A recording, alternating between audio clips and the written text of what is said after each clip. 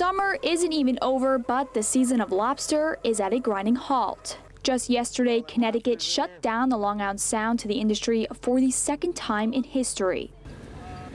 Desperate times call for desperate measures.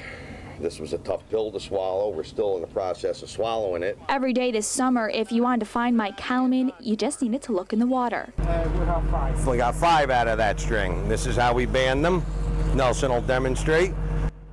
This boat you're seeing here saw its best lobster catch in years, and you better bet he was taking advantage of it.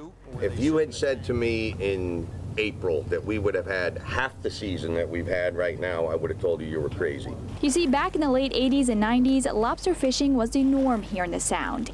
We could literally put on a snorkel and a mask and have lobster for dinner, and it was really that easy. But flash forward to 1999, and it quickly became a different story. The lobster catch went from 3 million pounds in 1998 to just under 120,000 pounds in 2013. It is a dramatic downfall. There's no question. But again, back to the harvest. You can't go from harvesting 2 million pounds to over 11 million pounds in 2 or 3 years and expect the population to spring back. Some marine biologists like saidJoeSchnierlein from the Maritime Aquarium blame a host of problems, everything from overharvesting to global warming. But lobster fishermen say that's not the case. What each boat did for the industry, for the lobsters themselves, was provide habitat and a food source. Okay? We were farming the stock of lobsters here. Mike Kalaman is one of the many blaming the use of pesticides by both New York and Connecticut as the key reason for the decline.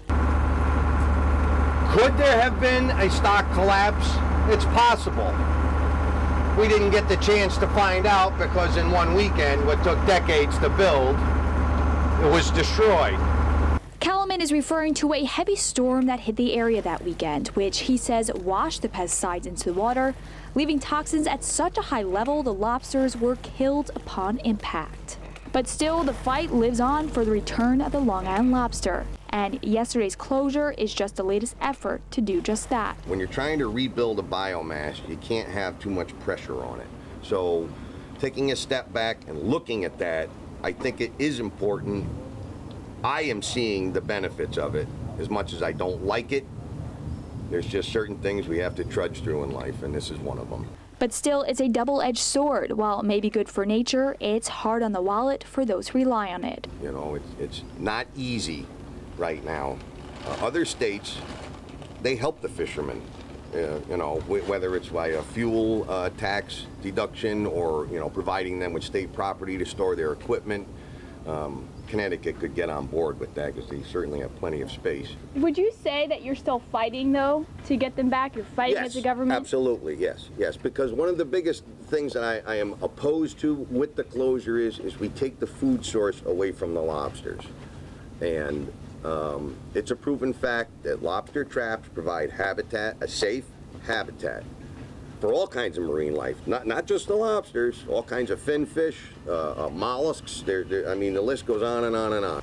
The closure will remain in effect until November 28th, and until then, lobster from the Long Island Sound is off the table here in Connecticut. The DEP feels that they want to give the closure a full year to see what the effects of it are.